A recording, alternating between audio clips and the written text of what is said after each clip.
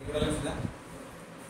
आपण जे पुढचा जो पॉइंट बघणार आहे तो सायक्लोट्रॉन मोशन. नेमकं सायक्लोट्रॉन मोशन हा एक्झॅक्ट कसं होतं, कसं क्रिएट झालं, पहिल्यांदा त्याच्याकडे जाऊयात. आणि नेमकं सायक्लोट्रॉन आणि मग कशासाठी ते जाऊ, का कशासाठी आणि काय होतं. ओके, इकडे घेत आपण सगळ्यात सुरुवातीला काय केलं होतं, एक रोटेशन दिलं होतं. आपण कशाला रोटेशन दिलं होतं, इथे एक चार्ज होता, त्याला काय केलं होतं, मोशन मध्ये आणलं होतं. प्रत्येक ठिकाणी आपल्याला काय मिळालं, याचं ते सर्क्युलर मोशन मध्ये रोटेट झालं. पण मुव्हिंग चार्ज कुठं, मॅग्नेटिक फील्ड मध्ये. आता आपण असं पण ऐकलं, काय ऐकलं, समजा अर्थ रिव्हॉल्व अराउंड दी सन. कुठला फोर्स आहे, अर्थ रिव्हॉल्व अराउंड दी सन का फिरतं. आणि दुसरी गोष्ट, मून रिव्हॉल्व अराउंड दी अर्थ का फिरतं. त्याला वाटतं म्हणून फिरतं, नाही. Centripetal force. कुठला फोर्स आहे, सेंट्रिपिटल. जे बाहेरच्या दिशेने असतो तो कुठला असतो, सेंट्रिफ्युगल. बट सेंट्रिपिटल फोर्स मुळे सुद्धा कधी कधी काय होतं, एखादं सर्कल कंप्लीट करतं, म्हणजे रोटेशन होत असतं. दुसरं, इथं काय आहे, इथं कोणामुळे फिरतं, हे मॅग्नेटिक फील्ड आहे. लॉरेन्स बाबांनी सांगितलं, इथं जर मॅग्नेटिक फील्ड असेल तर ही फोर्सची दिशा आहे, ते फोर्सचं डायरेक्शन आहे. हे होतं व्हेलॉसिटीचं डायरेक्शन. त्याच्यामध्ये काहीतरी अँगल टिल्ट झाला बिकॉज ऑफ फोर्स. सेम इथं झालं, मगाशी मी सांगितल्यासारखं. हे डायरेक्शन मॅग्नेटिक फील्ड, इथं कोण येणार आहे, फोर्स. इकडे कोण येतं, व्हेलॉसिटी. तर हे मधून काय होतं, टर्न होतं. ऍज लाईक प्रत्येक सिच्युएशन मध्ये होणार, फोर्स इकडं, व्हेलॉसिटी, आणि परत इथून टर्न आउट होणार. म्हणजे प्रत्येक ठिकाणी हे कुठल्या साइडला आहे, that force is in it towards the centre. Can I say the towards the centre is another one force that is called as a centripetal force. So can I one simply statement give us to here. आणि हे जे फिरतं, हे जे motion सायक्लो circular मध्ये, त्याच्यामुळे याला शब्द काय दिला त्यांनी, cyclotron motion. That is mean by the centripetal force is equal to magnetic force. एक फोर्स असा जो टुवर्ड्स दी सेंटर असतो, that is called as centripetal. एक फोर्स असा जो सर्क्युलर मोशन मध्ये फिरतो because of magnetic force. So that is mean by this formula is mv square upon r, and this is here qvb. फक्त sir तुम्ही qvb का लिहिलं, कारण इथलं जे मोशन होत होतं ते मॅग्नेटिक फील्ड कसं आहे, छान आहे, परपेंडिक्युलर आहे. कसं आहे, परपेंडिक्युलर. ओके, सो हे जे आहे म्हणून इथं काय लिहिलं मी, mv square upon r equal to qvb. तुम्ही काय काढू शकता, qb ला इथं खाली पाठवा, तुम्हाला व्हेलॉसिटी निघेल. तुम्ही r ला इकडे पाठवा, या दोघाला तिघाला इथं खाली पाठवा, तुम्हाला r निघेल, रेडियस निघेल, v निघेल, मॅग्नेटिक फील्डची व्हॅल्यू निघेल. म्हणजे याच्यानं यालाच आपण काय म्हटलं, सायक्लोट्रॉन मोशन. बट कशासाठी यूज करायचं, एखादं कोणतंही आयॉन मोशन किंवा ऍक्सलरेट करण्यासाठी. नाही कळलं सर, एक गाडी आहे, गाडीला आपण बटन स्टार्ट केलं आणि गाडीला म्हटलं जा. नाही सर, अजून तर इथं आणलेलं नाही. इलॉन मस्कनं सगळे, मला वाटतं तो सगळ्या ड्रायव्हरचे जॉब घालवणार आहे लवकरच. तो असा माणूस आहे, एवढा जिद्दी माणूस आहे ना, त्यानं ऑलरेडी कार्स बनवले ड्रायव्हरलेसचे. What is the benefit of driverless car, complete sensorization असणार आहे, कम्प्लीट सेन्सरायझेशन. टर्न, येणं जाणं, जवळ आले की ऑटोमॅटिक झोप लागायचा प्रश्न नाही, काय नाही ड्रायव्हरला. इथं ड्रायव्हर लुडकला की सगळ्याला घेऊन लुडकणार नाही. फॅक्ट आहे, तिथं लुडकायची भानगड नाही. 24 तास वर्किंग आहे, 24 तास रनिंग आहे, टोटल सेन्सरायझेशन आहे. जरी सेन्सर मध्ये काय फॉल्ट आला तर तो वॉर्निंग देणार, झटके. म्हणजे ह्या सगळ्या गोष्टी इथं इन्व्हॉल्व केल्या, म्हणजे हजारो. सध्या इथं यायला आपण म्हातार होतो, तुम्ही पण म्हातार होतो, मी असेल का नाही माहित नाही, थोडा वेळ लागेल. बट त्यांनी सध्या रिअलायझेशन केलंय, सध्या आणलंय त्यांनी. आपण सोलार सेलचं आता टर्न मारायला लागलो जे असेल ते. पण आपल्या जे आहे, मी ऍक्सेलरेटचं सांगत होतो, एखादी गाडी जर ऍक्सेलरेट केली तर काय होतं, तिथं स्पीड वाढतं. ऍक्सेलरेट करणं म्हणजे काय, इन शॉर्ट एखाद्या पार्टिकलचं स्पीड वाढवायचं आपल्याला. बट कोणता पार्टिकल घेणार आहे तुम्ही, पॉझिटिव्ह प्रोटॉन घ्या, इलेक्ट्रॉन घ्या, ज्याला ज्याची स्पीड जास्त वाढते ते, एक ज्याच्यावर चार्ज असायला पाहिजे असा एक आयन घेऊया. न्यूट्रॉन नाही घेणार मी, तो चार्जलेस आहे. मग याला काय करायचं आहे, एखाद्या फिजिक्सच्या एक्सपेरिमेंट मध्ये काय करावं लागतं माहितीये का, एखादा ऍटम तोडावा लागतो एक्सपेरिमेंट करताना, किंवा अल्फा पार्टिकल बॉम्बार्डिंग कुठं घेऊन आदळावं लागतं.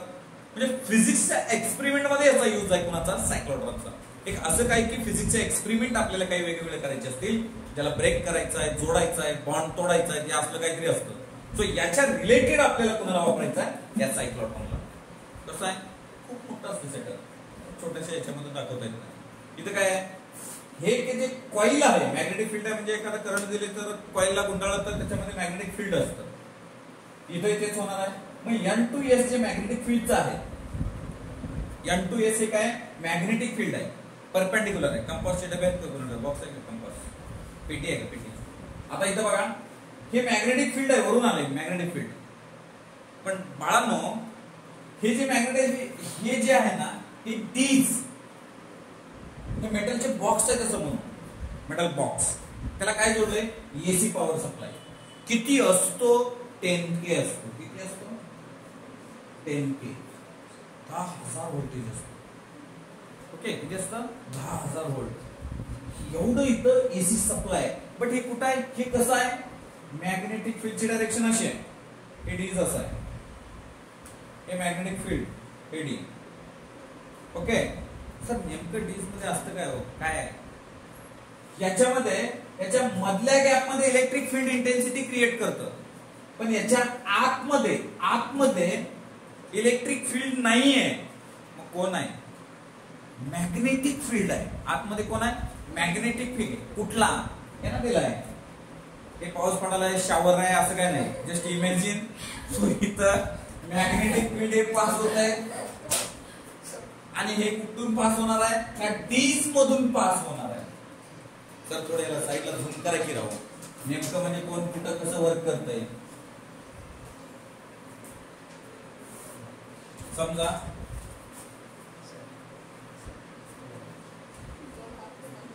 हा डी आहे, डी शेप मध्ये म्हणून त्याला डी म्हणले. दुसरं काय, मी इकडे येतो, डीज, काय दिला, डीज. ओके बाबांनो, त्याला काय दिला, इथं दिला सप्लाय, पॉवर सप्लाय देऊ ना, हे असा छानपैकी. इथं देऊ पॉझिटिव्ह, इकडे काय दिला, negative. D1 D2 D1 D2. मग हे पॉझिटिव्ह टू निगेटिव्ह आहे, म्हणजे त्याचं इलेक्ट्रिक फील्ड इंटेन्सिटी कुठं आहे, इकडं आहे, माझ्या घराकडे आहे, असं नाही. हे बघा, पॉझिटिव्ह टू निगेटिव्ह, हे काय आहे, इलेक्ट्रिक फील्ड इंटेन्सिटी आहे.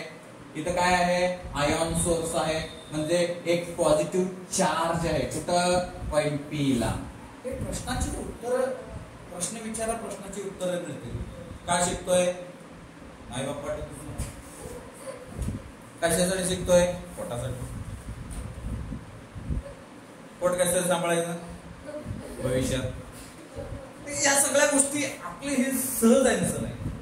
ज्याला कोणाला एम आहे त्याने काय सांगायचे प्रश्न नाही. आता इथं बघा, मला काय काय म्हणायचं होतं बघा, हे कसं दिसतंय, छान दिसतंय, नाही, हे मॅग्नेटिक फील्ड आहे, हे असं डी आहे, याला परपेंडिक्युलर आहे. मग काय करायचं आहे, एक प्रोटॉनला फक्त पळवायचं आहे. पळवण्यासाठी एवढा कुठं ना, त्यांना धक्का. आता इथं बघा, इथं दिलं, हे दोन डीज दाखवले, या दोन डीज मध्ये हे नेमकं कसं पळतं ते बघूया ना. हे बघा, ह्याच्यावर चार्ज कोणता आहे, पॉझिटिव्ह. इथे काय आहे, पॉझिटिव्ह, इकडे काय आहे, निगेटिव्ह. सुरुवातीला थोडा चार्ज करू, सुरुवातीला काय करू, थोडा चार्ज करू. 10वी पास झाला, सायन्सला घे, देणार दिले चार्जिंग, गेले वारे असते, अजून ते सॉफ्टी नाही.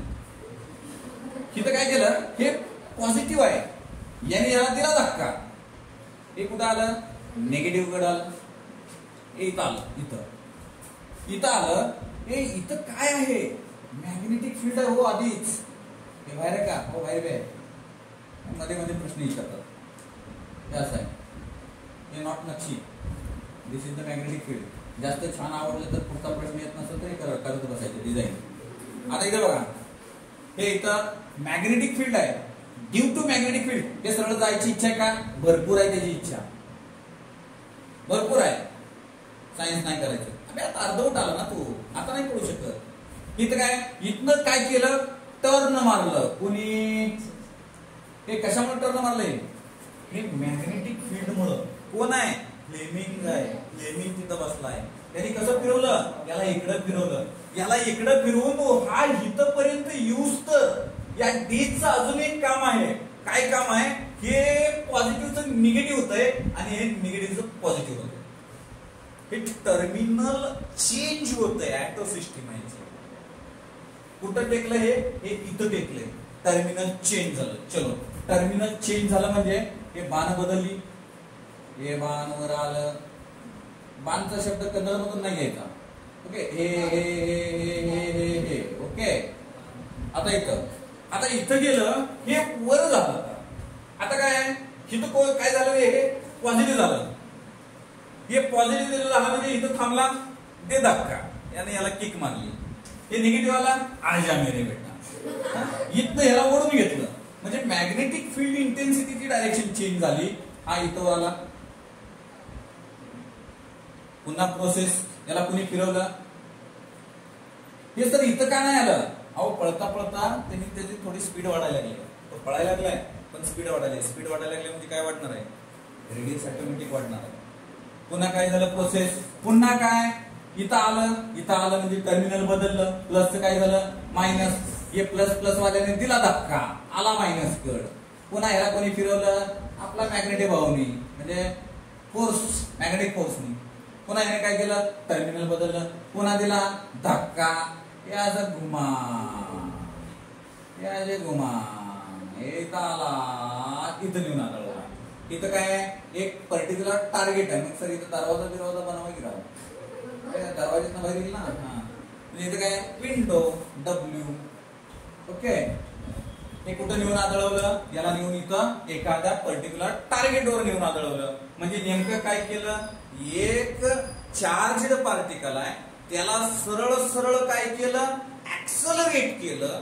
आणि ऍक्सलरेट करून कुठल्या तरी एका टार्गेटवर नेऊन बंबार्ड केलं, आदळवलं. यालाच काय म्हणते, सायक्लोट्रॉन मोशन. अभी दुनिया बोली भाऊ, तुम्ही पहिलेच बतायता त्या हे इलेक्ट्रोस्टॅटिक आणि सेंट्रिपिटलचं काहीतरी रिलेशन आहे. बरं जाऊ दे, ते असू दे.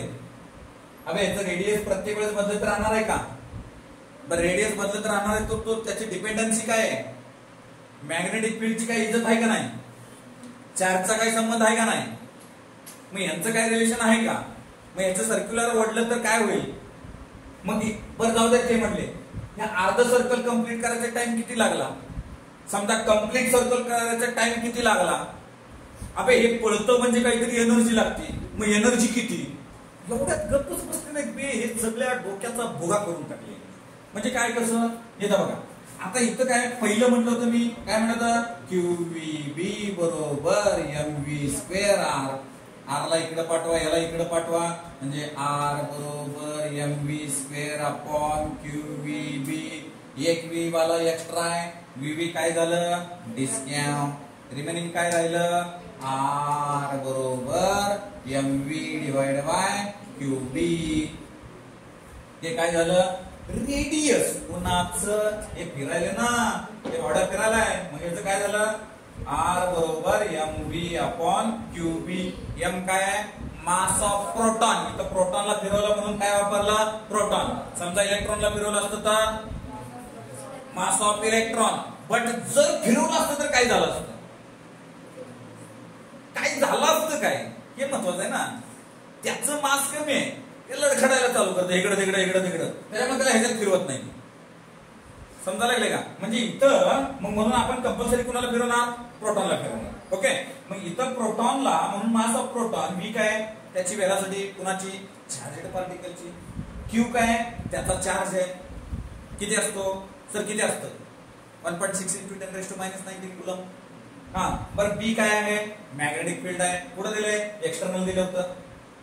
चलो ठीक आहे. मग व्हेलॉसिटी किती सर? आपली व्हेलॉसिटी काय विषय की नाही? ते व्हीला तिथंच ठेवलं, याला पलीकडे पाठवलं, याला डिवाइड केलं. चलो बोला, व्हेलॉसिटी किती आली आहे?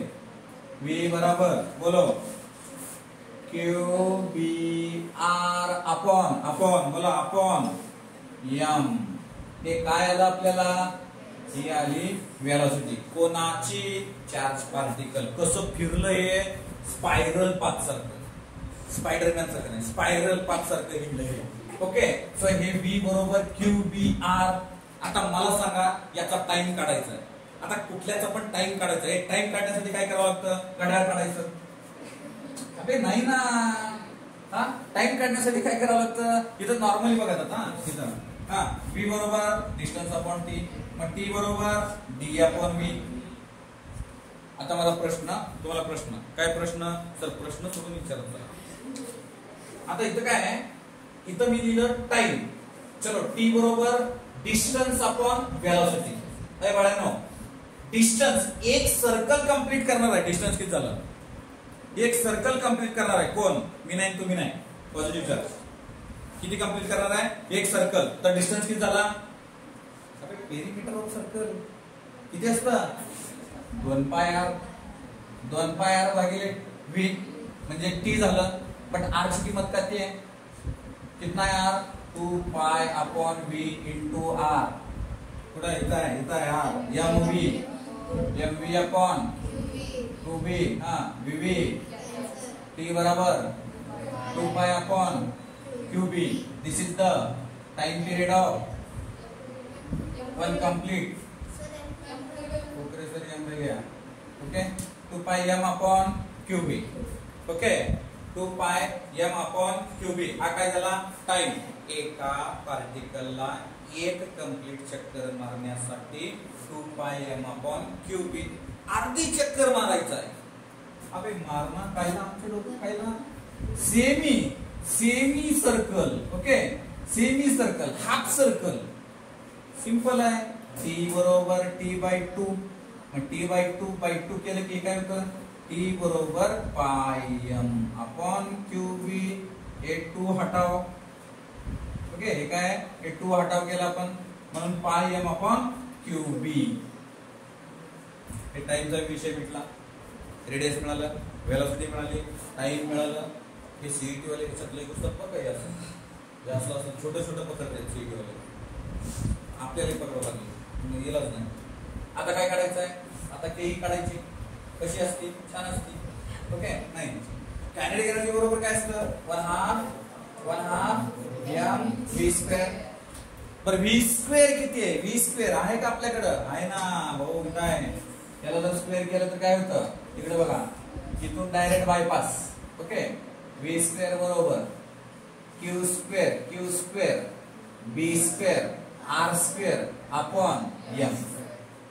m² आलं. हा कोपरे तर होते काय? आता इथं बघा, ह्याला उचलून आपण कुठं टाकू? इथं टाकू. किती गोंडल दिसतं बघा, लाल लाल.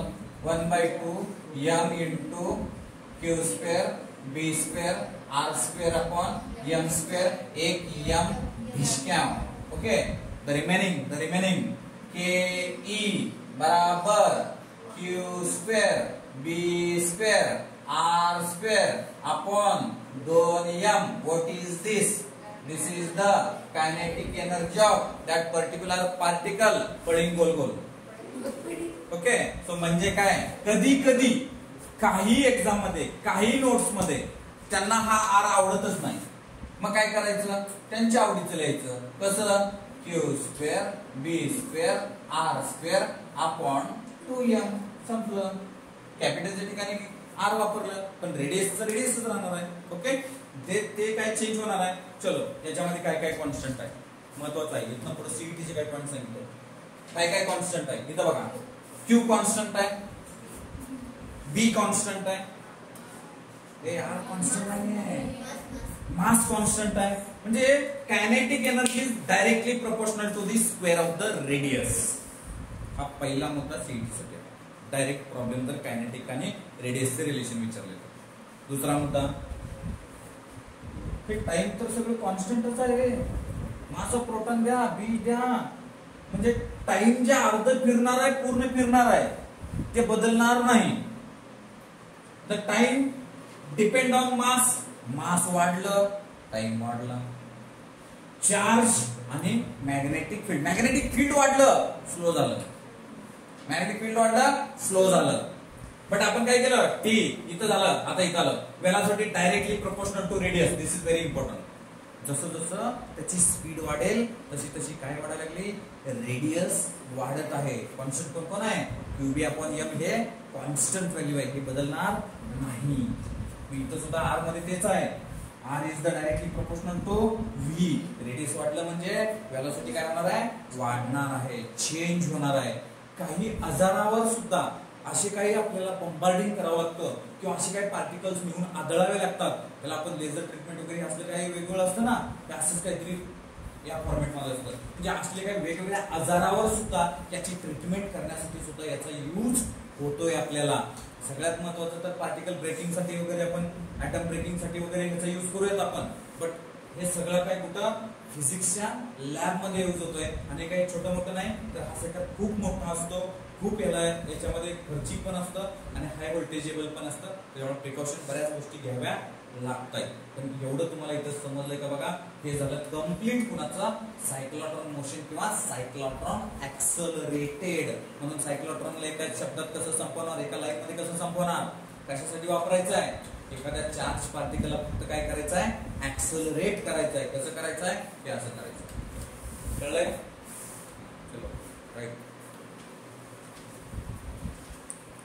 तुम्हाला मात्र